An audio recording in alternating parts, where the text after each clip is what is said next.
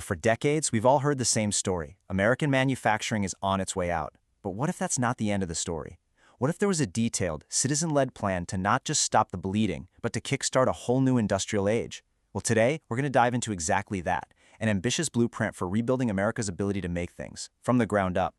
So to really get why this is so important, let's start with the tiny little thing that runs literally everything, the semiconductor. Now, the US is a giant when it comes to designing these chips, but actually making them, we only produce about 11% of the world's supply. Meanwhile, you've got Taiwan and South Korea together making up almost half of all chips. That's not just a statistic, that is a massive strategic vulnerability. And this isn't just a high-tech problem. Let's shift gears from silicon circuits to, well, our soil. It's the same story. For the key herbicides that our entire agricultural sector relies on, our dependence on China is just staggering. 100% of our atrazine, 99% of our glyphosate. Think about that. It means our very ability to grow food efficiently is hanging by a thread that stretches all the way across the Pacific.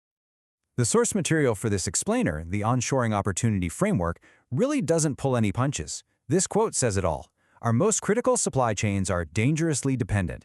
And that's the key word, dangerously. We're not just talking about an economic inconvenience here. We're talking about a real risk to our national security and our ability to take care of ourselves in a crisis. Which of course leads to the big, scary question.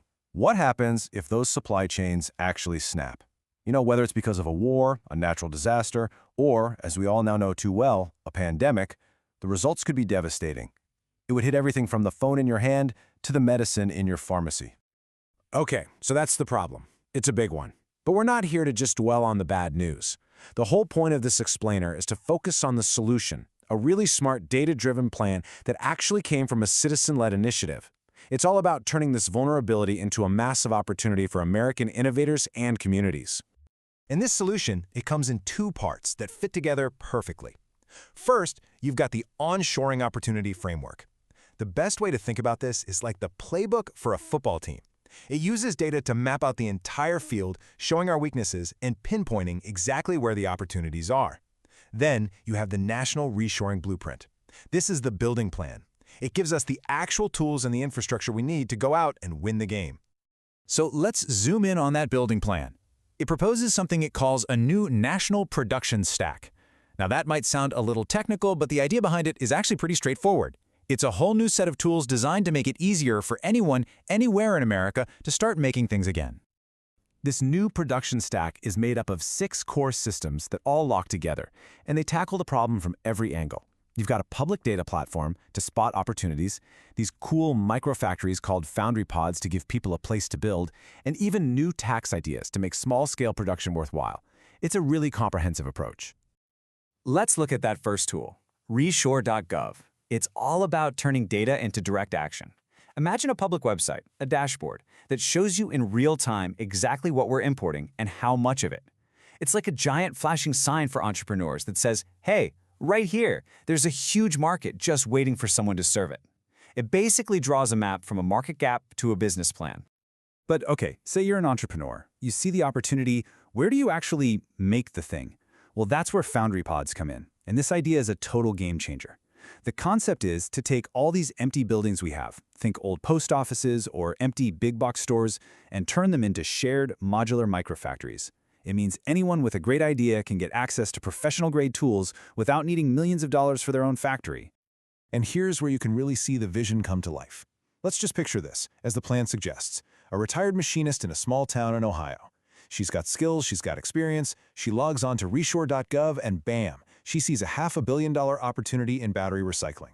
She gets together with a few folks, uses a local foundry pod to get started, and within months, she's not just running a business, she's creating jobs. That's the goal right there. Empowering real people to rebuild our industrial strength, one community at a time. Now, the really smart thing about this entire blueprint is that it's all grounded in data. This isn't some chaotic plan to try and reshore everything all at once. Nope.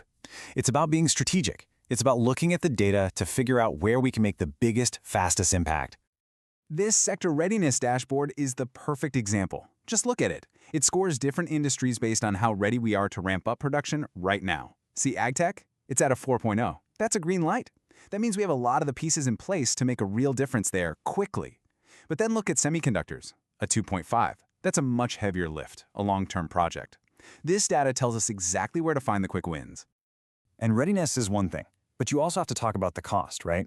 So this chart lays out the estimated price tag. Semiconductors, a massive $90 billion investment. But look at ag tech again, just $2.5 billion. So when you put readiness and cost together, the strategy becomes crystal clear. You start with the high readiness, low-cost sectors, like ag tech. You build momentum, you create jobs, and you use that success to tackle the bigger, more expensive challenges down the road. Okay, and check out this other really brilliant piece of the plan, the patent to production pipeline. So the US Patent Office is sitting on this absolute treasure trove of old or open source patents that literally spell out how to make all sorts of things we now import. This system would take all that dense, legal jargon and automatically turn it into simple, practical how-to guides complete with 3D models. It's about taking all this dormant American knowledge and putting it back to work.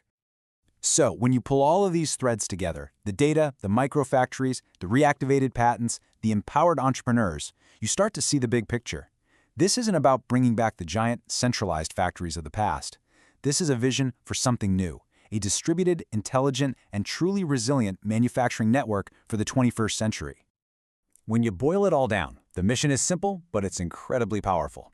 It's about a fundamental shift, moving our entire country from a state of fragile dependence to one of enduring, built-from-within resilience. And this new way of making things is built on 4 core principles. It has to be flexible, so it can adapt to whatever challenge comes next.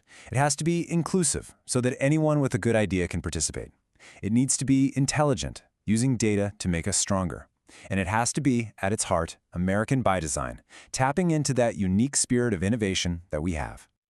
And that brings us to this final quote, which I think is the perfect way to wrap this up.